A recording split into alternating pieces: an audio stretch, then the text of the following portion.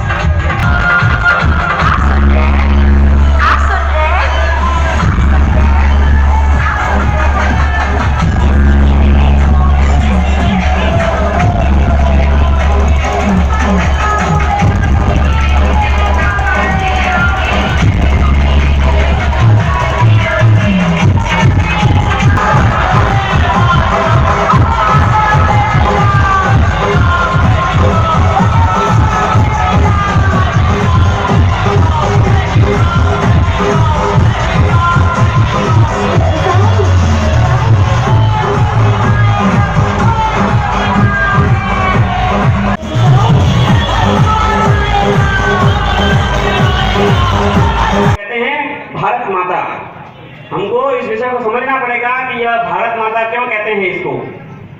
हम जापान जाएंगे, हम अमेरिका जाएंगे, हम चाइना जाएंगे, हम कहीं भी जाएंगे तो वहां पर हमने किसी को माता कहते हुए नहीं सुना। लेकिन ऐसा क्या कारण है कि इस भारत को, और केवल इस भारत को ही और माता के रूप में प्रतिस्थापित करने का काम यह संघ कर रहा है। तो हमको समझना पड़ेगा। कहते हैं कि अन्य जो विदेशी संस्कृतियां हैं, जो अन्य जो विदेश है, वहां जाएंगे तो वहां ध्यान में आएगा कि उनका क्या ध्येय है। वो कहते हैं इस सृष्टि के अंदर, इस संसार के अंदर जितनी भी चीजें हैं, उन सब का जितना उपभोग कर सकते हो उतना उपभोग करिए। यह सब हमारे उपभोग के लिए है। लेकिन हमारा भारत कहता है, हमारी संस्कृति कहती है, हमको जितनी आवश्यकता है उतनी आवश्यकता के अनुरूप ही प्रत्येक वस्तु का उपयोग होना चाहिए। चाहे वह जल हो, चाहे खेती हो, चाहे पर्यावरण हो, चाहे किसी भी क्षेत्र में हो, हमारा यही मानना है। ऐसी यह भारत माता जो आज खंड खंड टुकड़ों में बंट चुकी है और उसके पुत्र उसकी ओर देख रहे हैं। माँ उन्हें आह्वान करती है, माँ सोचती है कि अब मेरा बेटा जागेगा और जाग करके इस देश के लिए कुछ करेगा। यह जो भारत माता है, एक माँ जो हमें जन्म देती है, वह जन्म देती है जो माँ, वह हमें 3 प्रकार से पालती है। कैसे पालती है? जब पुत्र गर्भ के अंदर होता है तो यह माँ रक्त के द्वारा उस पुत्र का पालन करती है उसको, और जब उसका जन्म हो जाता है तो जन्म के बाद में दुग्ध के द्वारा उसका पालन होता है। ऐसी यह अपनी जन्म देने वाली माँ। और कहते हैं कि जब जन्म हो जाता है पुत्र का, थोड़ा बड़ा हो जाता है, तो अपने ही स्नेह के द्वारा इस प्रकार यह भारत माता और अपने रक्त के द्वारा, दुग्ध के द्वारा और अपने स्नेह के द्वारा हमारा पालन पोषण करती है। ठीक उसी प्रकार यह जो हम अखंड भारत देख रहे हैं, यह जो हमारे सामने भारत माता है, यह भारत माता जब कहते हैं कि व्यक्ति की मृत्यु हो जाती है, मृत्यु अमर सत्य है, सबको एक दिन जाना है। कब जाना है किसी को नहीं पता, हम सबको एक दिन मरना है। व्यक्ति का जन्म होता है, शिशु, बाल, तरुण, प्रौढ़, और अंत में मृत्यु का समय आता है। कहते हैं कि जब परिवार वाले भी कहते हैं कि समय हो गया, इसको जल्दी से जल्दी घर से और बाहर निकालिए, लेट मत करिए, तब यह अपनी आराध्या यह भारत माता और अपनी गोद के अंदर जो जगह देती है, वह हमारा जन्म से लेकर मरण तक तो हमारी माँ हमारा पालन पोषण करती ही है। मरने के बाद जब सब हमें छोड़ देते हैं, त्याग देते हैं, जीवन भर हमसे प्रेम करने वाले भी उस दिन कहते हैं कि इसको लेकर जाइए, इसको मत रखिए। ऐसी यह संसार की यह माया है। इसके अंदर जब सब समाप्त हो जाता है, तब यह जो भारत माता है वह हमें अपनी गोद के अंदर जगह देती है। ऐसी यह भारत माता, इस भारत माता के प्रति हम सबके श्रद्धा होनी चाहिए, हम सबका इसके प्रति प्रेम होना चाहिए। यह माँ आह्वान करती है, यह फिर कहती है कि जागो पुत्र जागो, मैं खंड खंड हो चुकी हूँ। जब जब भारत असंगठित हुआ है, जब जब यह हिंदू असंगठित हुआ है, तब तक इस भारत के टुकड़े हुए हैं। जहां जहां हिंदू अल्पमत में है, वहां भी टुकड़े होने की तैयारी में है। हम देखेंगे कि जहां हिंदू बहुसंख्या में है, वहां हमने आतंकवादी गतिविधियों को पलते हुए कभी नहीं देखा। हमने वहां देखा जहां पर कहते हैं कि हिंदू की संख्या कम है, अल्पमत है। और कहीं अपने पास में जाएंगे, यहाँ डीडवाना जिले में तो मकराना क्षेत्र है, उस क्षेत्र के अंदर मात्र 75% नहीं तो केवल और केवल 25% हिंदू बचा हुआ है, वह भी सिकुड़ता जा रहा है। क्या कारण है? हमारा कैसा गौरवशाली इतिहास, हमारे जन्म। कहते हैं कि इस भारत के अंदर यह भूमि कैसी है? हिमालयम समारभ्य यावत हिंदू सरोवरम तम देव निर्मितम देशम हिंदुस्थानम प्रचक्षते। हिमालय से लेकर के हिंद महासागर तक विस्तृत एवं देवताओं द्वारा निर्मित यदि कोई भूमि है तो वो है यह भारत भूमि। हम पाकिस्तान जाएंगे तो वहां, अमेरिका जाएंगे, वहां देवताओं द्वारा निर्मित नहीं है। केवल यह भारत भूमि ऐसी है जो देवताओं ने स्वयं अपने निवास के लिए बनाई। और आज भी देवता भी इस धरती के लिए तरसते हैं कि मेरा जन्म अगर मुझे कुछ काल खंड के लिए धरती पर जाना पड़े कलयुग के अंदर, तो मेरा जन्म केवल और केवल इस भारत भूमि के अंदर जाना पड़े, इसी भारत भूमि पर जन्म हो, ऐसे जन सामान्य के बीच में मैं रहूं और रह करके इस अधर्म रूपी राक्षस है, अधर्म रूपी रावण है, उसका मैं संहार करूं। हम सब किसके वंशज हैं? हम उसी भगवान राम के वंशज हैं, जिन्होंने एक अच्छा भाई, अच्छा पुत्र, अच्छा पति और एक अच्छी सीता सावित्री, जिसको माँ कहते हैं, उस माँ कैसी होती है, एक पत्नी कैसी होती है, उसका स्वरूप हमको उन्होंने स्वयं जी करके अपने आचरण से जीवन में सुखों की चिंता न करते हुए, आप विचार करिए, हम पल पल सुख की कामना करते हैं। जब वो भगवान धरती पर आए थे, भगवान राम, उसने कभी सुख की कामना नहीं की। एक ही पल में पूरा राम राज्य ठुकरा दिया। पिता का वचन है और 14 वर्षों के लिए वनवास के लिए चल दिए। हम सब कहते हैं कि राम मंदिर बनना चाहिए। आप विचार करिए, ये राम मंदिर कैसे बनेगा? यह राम मंदिर क्या ऐसे ही बन जाएगा? हमें सोचना पड़ेगा। हम सरकारों पर दोष देते हैं, ऐसा नहीं चलेगा। जब तक इस भारत के अंदर और राम के चरित्र को जीने वाले लोग नहीं होंगे, सीता जैसा आचरण करने वाली माताएं बहनें नहीं होगी, तब तक अगर वो राम मंदिर बन भी गया तो क्या काम का, उसको प्रणाम करने वाले लोग नहीं मिलेंगे। आज हम परिवारों में देखते हैं कैसी हमारी संस्कृति की दुर्दशा हो रही है। 2000 वर्ष के कालखंड के अंदर हमने देखा, क्या लोग ऐसे ही आकर के राज करके चले गए? नहीं, उन्होंने 2000 वर्ष तक प्रयत्न किया है, उन्होंने पापड़ बेले हैं, तब जाके उन्होंने हमारे ऊपर राज किया है। बड़े बड़े बुद्धिजीवियों ने और इस पर सर्च किया कि क्या कारण है, इस भारत के अंदर ऐसा क्या है कि ये लोग एक साथ रहते हैं। इनका परिवार देखिए, ये पूरे एक सूट होकर के कैसे रहते हैं। उन्होंने बड़ा सर्च किया, पापड़ बेले, तब उनको ध्यान में आया कि यह जो भारत है, इस भारत की जो संस्कार व्यवस्था है वो इतनी तगड़ी है कि इसको तोड़ना नामुमकिन है। इसलिए इसके लिए बहुत मेहनत करनी पड़ेगी। मैकाले पूरे भारत में घूमता है 1835 में, और वहां संसद के अंदर जाकर के और अपने पत्र में लिखता है कि मैं पूरे भारत के अंदर घुमा हूं, पूरे गांव गांव देखे हैं, शहरों में घुमा हूं, वहां मैंने क्या देखा। कहते हैं कि भारत में कोई और उपेक्षित नहीं है, कोई गरीब नहीं मिला मेरे को। कैसा यह भारत? अब हमें इस भारत पर राज करना है। इस भारत पर राज कैसे करेंगे?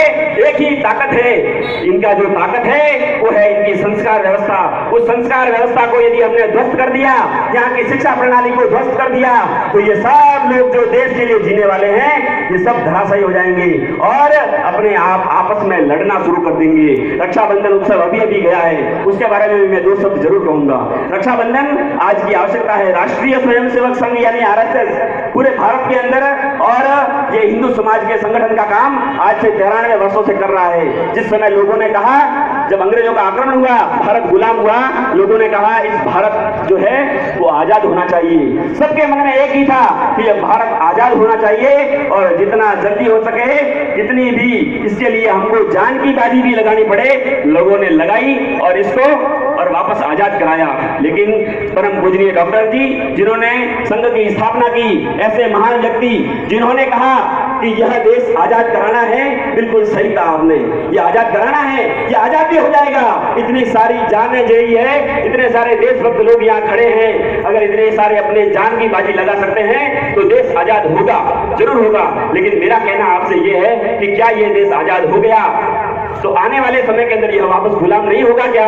इसकी हमारे पास में क्या गारंटी है? सभी लोगों ने कहा इसकी गारंटी तो हमें नहीं पता, लेकिन हमें इतना ही पता है कि यह देश जो है अपना वो आजाद होना चाहिए। बड़े बड़े बुद्धिजीवियों से मिले, विद्वानों से मिले, सबसे चर्चा की, उन्होंने जीवन गंवाया अपना।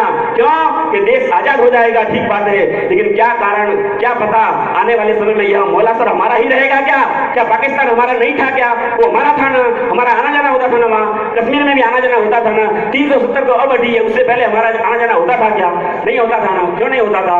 इसीलिए नहीं होता था क्योंकि वहां हिंदू समाज असंगठित रहा। डॉक्टर जी ने कहा कि जब तक हिंदू समाज असंगठित रहेगा तब तक यह जो है वो भारत पुनः बार बार गुलाम होता रहेगा। यह गुलाम नहीं हो, इसके लिए हम सबको आज प्रण करना पड़ेगा कि हम सब एक सूत्र में, रक्षा के सूत्र में बंद करके संपूर्ण हिंदू समाज की एकता का और यह भाव मन में ला करके इस रक्षा सूत्र को बांधे। आजकल क्या हो रहा है, बहन जो है वो अपनी भाई की राखी बांधती है, वो क्या कामना करती है, मेरे भाई की आयु लंबी हो, वो मेरा भाई उसकी आयु लंबी हो और जो भाई है वो उसकी रक्षा का वचन लेता है। लेकिन केवल इतने मात्र से हो जाएगा क्या? संघ ने तय किया यह जो रक्षाबंधन उत्सव है, जो आज भाई बहन तक सिमट कर रह गया है, उस रक्षाबंधन उत्सव को समाज उत्सव के रूप में मनाने का कार्य कर सकते हैं क्या? शहर है तो प्रत्येक बस्ती के अंदर समाज के लोग मिलकर के इस रक्षाबंधन उत्सव को मनाएं। गांव है, गांव के लोग मिलकर के इस रक्षाबंधन उत्सव को मनाएं और संकल्प ले देश रक्षा का। यह रक्षा के लिए जितने लोगों ने इस भारत में बलिदान दिया, वो जो चंद्रशेखर आजाद जो क्या कहता था, अगर मेरे परिवार में आवश्यकता पड़ी तो माता और पिता के लिए 2 गोली ही पर्याप्त है। ऐसा कहने वाले लोग जिनके लिए राष्ट्र हित सर्वोपरि रहा, जिन्होंने देश और समाज के लिए काम करने के लिए और अपने आप को आहूत किया। न जाने ऐसे कितने लोग जिन्होंने इस देश और समाज के लिए काम किया, जिनका नाम आज हम जानते ही नहीं है, जिनका इतिहास में नहीं पढ़ाया जाता। इसके बारे में हमको विचार करना पड़ेगा।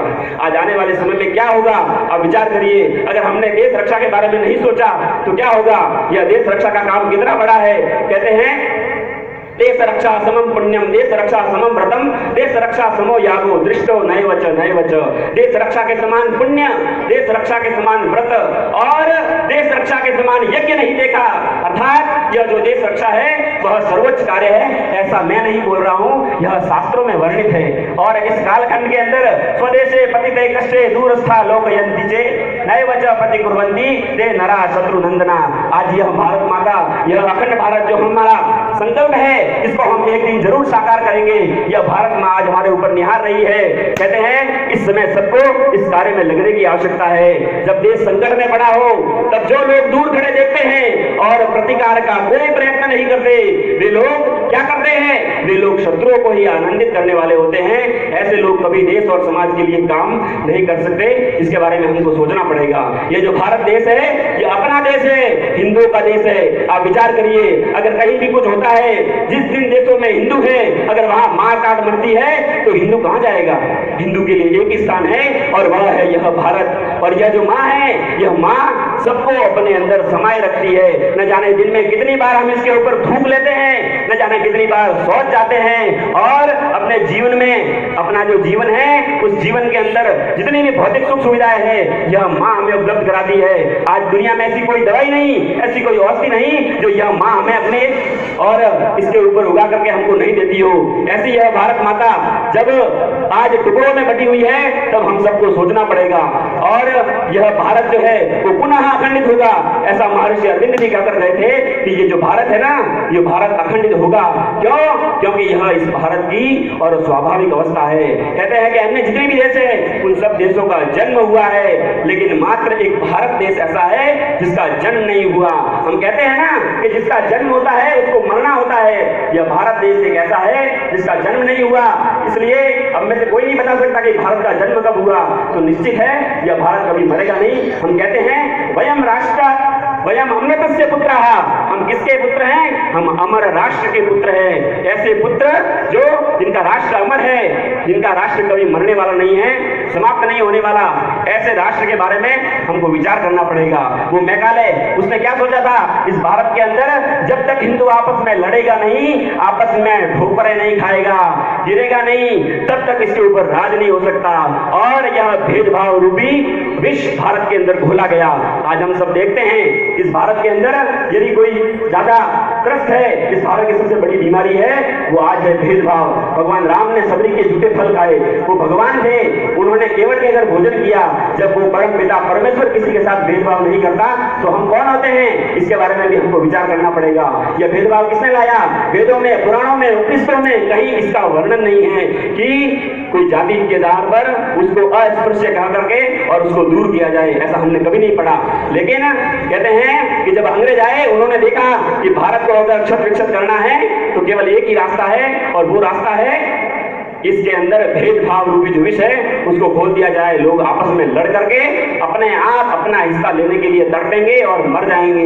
इस प्रकार हम इसके ऊपर राज करेंगे। भगवान कृष्ण का जीवन देखेंगे तो उन्होंने भी विदुर के घर भोजन किया। क्या सुविधा रही होगी उस समय जब विदुर के घर भगवान जाते हैं? उसकी कल्पना ही नहीं, उसके घर में कभी कोई गया नहीं। एकदम भगवान को देखा उसने, कृष्ण भगवान को, वो एकदम श्रद्धा से नतमस्तक हो जाता है, भूल जाता है, पागल जैसा हो जाता है और उस परम पिता परमात्मा को छिलका खिला रहा है, केला नीचे डाल रहा है और फिर भी यह परमपिता परमेश्वर भगवान कृष्ण और उस छिलके को खा रहे हैं। क्यों? वहां श्रद्धा है। जहां श्रद्धा है वहां समर्पण है। हमने कभी प्रयास किया नहीं। यह रक्षाबंधन उत्सव भी हम कब से मना रहे हैं इसके बारे में भी कोई नहीं बता सकता। राजा बलि की घटना आती है, उसमें हम देखते हैं कि लक्ष्मी जी राजा बलि को राखी बांधती है। उस समय से यह चलता आ रहा है। भगवान कृष्ण जब परिसरों में खड़े होते हैं तब कहते हैं कि उनका बुआ का लड़का शिशुपाल जो है 99 गलतियां करता है और 100वीं गलती पर भगवान कृष्ण अपना सुदर्शन चक्र के द्वारा और उसका वध करते हैं। जैसे ही वध होता है सर धड़ से अलग हो जाता है और उस भगवान कृष्ण की अंगुली में से रक्त बहता है। पास में खड़ी द्रौपदी देखती है, ये क्या? अपनी नई साड़ी का पल्लू तुरंत फाड़ करके भगवान कृष्ण के उस अंगुली पे बांध देती है, और जैसे ही बांधती है भगवान कृष्ण चौंक जाते हैं, अरे ये क्या कर दिया, यह राज्य है और राज्य के अंदर कभी भी कोई भी घटना हो सकती है, इस प्रकार से अगर नई नई साड़ियां फाड़ोगी तो कैसे चलेगा। और वह द्रौपदी क्या कहती है, वह कहती है अगर रक्त बहे आपके इस अंगुली से तो इस रक्त पर मेरी नई नई 100 साड़ियां भी कुर्बान है। तब भगवान कहते हैं कि जब दुर्योधन की मति भ्रम हो जाती है, उस समय भगवान कृष्ण उस कपड़े का थान इतना बढ़ा देते हैं कि उस 1000 हाथियों वाला बल भी खींचते खींचते वही पागल होकर गिर पड़ता है। ऐसा हमारा इतिहास रहा है, इसलिए इस रक्षाबंधन उत्सव को हम तब से मना रहे हैं। हमारा हिंदू समाज समरस होना चाहिए, एक होना चाहिए, इसके लिए अपने माधवाचार्य जी करके संत हुए हैं। कर्नाटक के उडुपी में अगर आप जाएंगे आज तो वहां देखेंगे उस माधवाचार्य जी संत ने भगवान कृष्ण की एक मंदिर का निर्माण करवाया। उस मंदिर के अंदर सबको प्रवेश था, लेकिन उस अस्पृश्य कहे जाने वाले, जिनको हम अस्पृश्य कहते हैं, उनको वहां आने के लिए मनाही थी। लेकिन फिर भी भूला भटका भगवान कृष्ण के भक्त खूब है, ऐसे ही कनक दास करके भक्त, और वो भगवान का भक्त वहां पर आता है और वहां आकर के जैसे घुसता है सभी लोग धक्के मार करके उसे बाहर निकाल देते हैं। पंडित भी चिढ़ता है उसके ऊपर कि ये कहां से आ गया, इसको मंदिर के अंदर आने का प्रवेश ही नहीं है। अब वो रोता बिलखता हुआ उस मंदिर के पीछे के दरवाजे की ओर जाकर के और वहां खड़ा हो जाता है वो कनकदास, और हाथ जोड़ करके उस भगवान कृष्ण को याद करता है। वहां खड़े हुए सब लोगों के मुंह पर और भगवान ऐसा तमाशा जड़ते हैं, वो आज भी वहां स्थापित है। कहते हैं कि जो मुख्य दरवाजा है उस दरवाजे पर जिनका भगवान कृष्ण का मुंह होता है वह तुरंत वहां से पीट कर लेते हैं, और उस कनकदास जहां खड़ा होता है वहां दीवार फट जाती है, भगवान उसको दर्शन देते हैं। ये मैं नहीं कह रहा हूं, यह आप कर्नाटक में उडुपी में जाकर के देखिए, जहां आज भी जो मुख्य दरवाजा है वो बंद किया हुआ है, चांदी से मढ़ा दिया गया है, और पीछे का दरवाजा खुला है और दीवार फटी हुई है ठीक सामने से, और कनकदास जी जैसे भक्त का दर्शन होते हैं। आज भी वह उनकी प्रतिस्थापना मूर्ति के रूप में की हुई है। ऐसे माधवाचार्य जी करके संत जिन्होंने अपना जीवन पूरा इस हिंदू समाज के समरसता के लिए लगाया, और इस समरसता आनी चाहिए इसके लिए उन्होंने और प्रयत्न किया। कहते हैं कि यह जो है समरसता यह कैसे आएगी, यह मेरे कहने से या आपके कहने से या सरकार के कहने से नहीं आएगी। सरकार ने कानून लाया लेकिन वह कहां तक सीमित है। कहते हैं कि भेदभाव कहां नहीं होता, केवल गवर्नमेंट ऑफिसों में नहीं होता। क्यों? क्योंकि वहां सरकार के नियम चलते हैं ना, इसलिए। और यदि इसको खत्म करना है, महात्मा जब भारत को 1947 में आजादी मिली, उस आजादी के समय प्रथम मुंबई के मुख्यमंत्री हुए श्री बीजी खैर, उन्होंने तय किया कि मेरी महात्मा गांधी जी से बहुत अच्छा रिलेशनशिप है, इसलिए मैं क्या करूंगा, महात्मा गांधी जी को मुंबई के एक ऐसे गांव में ले जाऊंगा जहां पर समरसता का उदाहरण उन्हें दिखाऊं। देखिए ये जो समरसता है वो जोर जबरदस्ती का विषय नहीं है, यह हम सबके मनों का विषय है। अगर हमारे मन ने तय कर लिया तो हम जो चाहे वो कर सकते हैं। अब देखिए वो श्री बीजी खैर तय करते हैं कि मुझे समरसता लानी है। मैं उदाहरण देता हूं और गांधी जी को बताता हूं कि कैसी होती है समरसता। और वो एक गांव तय करता है मुंबई का। श्री बीजी खैर वहां पहुंचते हैं, पूरा पुलिस बल तैनात होता है, सारे लोग खड़े होते हैं, और वह मुख्यमंत्री जी आह्वान करते हैं कि पूरा अस्पृश्य समाज भी खड़ा होता है। वो कहते हैं कि चलिए मंदिर में प्रवेश करिए, लेकिन देखते हैं कोई नहीं आता। फिर आह्वान करते हैं बार बार, कोई आगे ही नहीं आता। फिर वह एक बूढ़ा आदमी उनके पास में जाकर के कहता है कि मुख्यमंत्री जी आज आप आए हैं, इसलिए आज तो मान लो हम प्रवेश कर लेंगे, कल हमको इसी गांव के अंदर रहना है। क्या हमारा प्रवेश हो पाएगा बाद में? हमको इसी घर के अंदर, इसी गांव के अंदर रहना है, इसलिए आप कृपया करेंगे और छोड़ दीजिए। निराश होकर के श्री बीजी खैर वहां से लौट जाते हैं। कहने का तात्पर्य है कि यह किसी के दबाव का विषय नहीं है, हमारे मन का विषय है। अगर हमारे मन ने तय कर लिया, आज अगर हमारे ऊपर कोई आघात कर सकता है तो उसके लिए हमारे पास जो कमजोर कड़ी है वो हमारी कमजोर कड़ी है हमारी जाति व्यवस्था। हम अपने आज विचार करिए, आप जब हमारे पूर्वज थे वो देश धर्म के बारे में सोचते थे, उनके कार्य के अंदर प्राथमिकता धर्म को थी, न कि व्यक्तिगत कार्यों को। आज का समाज कैसा हो गया है, अपने अपनी जाति के बारे में सोच रहा है। आप विचार करिए, अगर हम आज अपनी जाति के बारे में सोचेंगे तो आने वाला जो पीढ़ी है, जो हमारी पीढ़ी है, वो केवल और केवल अपने परिवार के बारे में सोचेगी, और उससे भी आने वाली पीढ़ी केवल और केवल व्यक्तिगत, मैं, मेरा परिवार नहीं तो केवल मैं और मेरे बारे में। एक विदेशों में एक चुटकुला चलता है, कहते हैं हमारे यहाँ 7 जन्मों का बंधन होता है विवाह का, लेकिन विदेश में जाएंगे तो वहां क्या है, आज जिससे शादी की है 3 दिन बाद किसी और से कर ली, महीने बाद किसी और से कर ली। न जाने इस जीवन चक्र के अंदर कितने पति बदल देते हैं, कितनी पत्नियां बदल देती है। एक पति पत्नी वहां विदेश में आपस में बात करते हैं, वो कहते हैं कि अजी सुनते हो, ये जो आपके बच्चे हैं, ये आपके बच्चे और मेरे बच्चे मिलकर के हमारे बच्चों को मार रहे हैं। इस प्रकार का चुटकुला वहां चलता है। क्यों? वहां की संस्कृति ऐसी रही है। उन्होंने यही तय किया हुआ है, उन्होंने यही सोचा है, इस देश के अंदर जो कुछ भी है वो हमारे उपभोग के लिए है। जितना उपभोग करेंगे उतना ठीक रहेगा। हमारी संस्कृति ऐसी कभी नहीं रही। हमने कहा मातृवत परदारेषु परद्रव्येषु लोष्टवत आत्मवत सर्वभूतेषु यह पश्यति स पंडितः। पर स्त्री को मां के समान, पराये धन को चाहे कितना भी बड़ा धन है उसके पास, लेकिन पराया धन मिट्टी के समान है। हम कहते हैं कि सबके कण कण में राम है, इसलिए हमने सबको आत्मा कहा कि सबके अंदर एक ही आत्मा है। तो फिर यह भारत देश जो सबके अंदर आत्मा समान मानने वाला, जो कहता है कि कण कण में राम है, प्रत्येक व्यक्ति के अंदर आत्मा विराजमान है, तो फिर हमारे जैसे दिखने वाला यह हिंदू समाज, हमारे जैसा दिखने वाला व्यक्ति के साथ में हम भेदभाव करते हैं, यह कहां तक उचित है, इसके बारे में हमको सोचना पड़ेगा। और आज जो दशा हम देश की देख रहे हैं, आने वाले समय में इससे दशा अच्छी हो, हम पुनः अखंडित हो और इस मां भारती को पुनः विश्व के सिंहासन पर आरूढ़ कराए, हम पुनः विश्व गुरु बनेंगे और जरूर बनेंगे। यह कार्य ज्यादा लंबे समय तक नहीं चलने वाला है। अब सबकी खैर नहीं है, लेकिन हम सबको खड़ा होना पड़ेगा। मैंने कहा था, जब तक प्रत्येक गांव में, प्रत्येक शहर में राम के चरित्र को जीने वाले लोग नहीं होंगे, तब तक इस भारत के अंदर राम राज्य नहीं आएगा। हाँ, बड़े बड़े महल खड़े हो सकते हैं, बड़े बड़े मंदिर खड़े हो सकते हैं, विश्व के गिनीज बुक में रिकॉर्ड हो सकता है कि यहाँ का मंदिर सबसे बड़ा है, लेकिन वह कहां तक उचित होगा यदि हमारे अंदर राम नहीं रहेगा, हमारे प्राथमिकता में धर्म ऊपर नहीं रहेगा, तो यहाँ कहां तक उचित रहेगा। इसके बारे में भी हमको सोचना पड़ेगा। हम सबकी क्षमता अलग अलग है कि कोई 1 घंटे काम करता है, कोई 24 घंटे काम करता है, कोई थकता ही नहीं है, कोई 1 मिनट में थक जाता है, लेकिन अपनी श्रद्धा के अनुसार कहते हैं कि यह भारत माता हमसे समय मांग रही है। आज हम सबको अपने जीवन का कम से कम 1 घंटा इस देश समाज धर्म के कार्य के लिए लगाना होगा। यदि हम यह लगाएंगे तो हमारा यह जीवन भी सार्थक होगा, वरना वो परमात्मा भी ऊपर से हंसेगा कि मैंने मनुष्य बनाया था और ये जाकर के क्या हो गया। यह पुनः अब विचार करिए, हम 84 लाख योनियों में भटकते हैं, तब हमारा जीवन और मनुष्य के रूप में होता है। और तो और हम भाग्यशाली है जो पुनः इस भारत भूमि के अंदर और हमारा जन्म हुआ है। कहते हैं कि जब राम सेतु बन रहा होता है, तब जो नल नील है वो पत्थरों को डाल रहे होते हैं, अब पत्थर तैर रहे हैं। वहां वो क्या देखते हैं? वह देखते हैं कि जो गिलहरी है, वो गिलहरी उस पुल के ऊपर आ रही है, पुनः पानी में जाती है, पुनः मिट्टी में जाती है, फिर वो पुल पर आती है, मिट्टी झाड़ती है, फिर पानी में जाती है, फिर उस मिट्टी में जाती है। ऐसा वह कर रही होती है। वो नल और नील दोनों देख रहे होते हैं, वो देख करके हंसते हैं, अरे तू यहाँ क्या कर रही है? अभी पैरों के नीचे आ गई तो मर जाएगी, और तुझे पता है कि तेरे इस धूल के कणों से कोई फर्क नहीं पड़ने वाला। यहाँ देख नहीं रही कितने बड़े बड़े पत्थर चाहिए तब जाके ये पुल बनेगा। तो वह गिलहरी क्या कहती है, वह हम सबके लिए जानने योग्य है। वह गिलहरी कहती है कि यह बात आप बता रहे हैं, यह कोई नई नहीं है, यह मैं जानती हूँ कि मेरे द्वारा यह किया हुआ प्रयत्न आखिर में और कोई बड़ा काम नहीं करने वाला है। लेकिन वह कहती है कि जब समय आएगा, जब इस राम सेतु का पुनः जो है वो इतिहास लिखा जाएगा, तब मेरा नाम देखने वालों में नहीं आएगा। मेरा नाम भी मेरी क्षमता के अनुसार, मेरी श्रद्धा के अनुसार, जितना मैं काम कर रही हूँ उसके अनुसार मेरा नाम भी उसमें आएगा। इसलिए आप सबसे भी निवेदन है, आज सारे अच्छे काम हो रहे हैं, चल रहे हैं, हम पुनः प्रतिस्थापित होंगे और यह तभी होंगे जब हमारे अंदर ये सारी बातें होगी।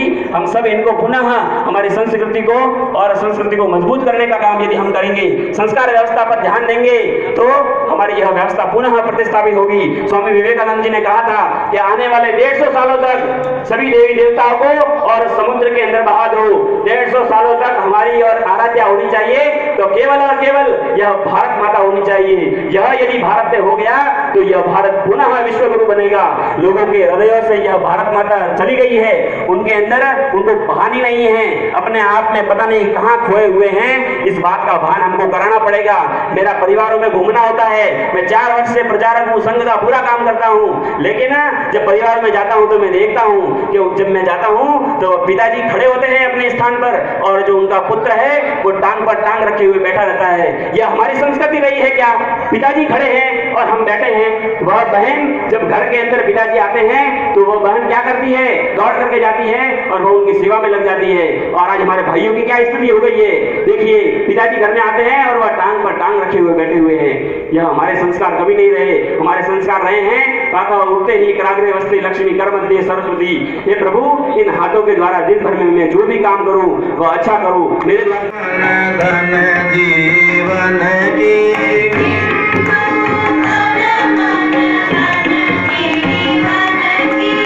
आरती कीजिए भारत माँ की, आरती कीजिए भारत माँ की। तेरे कारण राम लक्ष्मण, तेरे कारण राम लक्ष्मण धनुष बाण लिए फिरते वन वन, धनुष बाण लिए फिरते वन वन। रक्षा की ऋषि मुनियों की, रक्षा की ऋषि मुनियों की। आरती कीजिए भारत माँ की, आरती कीजिए भारत माँ की। शीश झुकाए आया विभीषण, शीश झुकाए आया विभीषण। शरणागति का विमल ज्ञान की तेरी सरिता,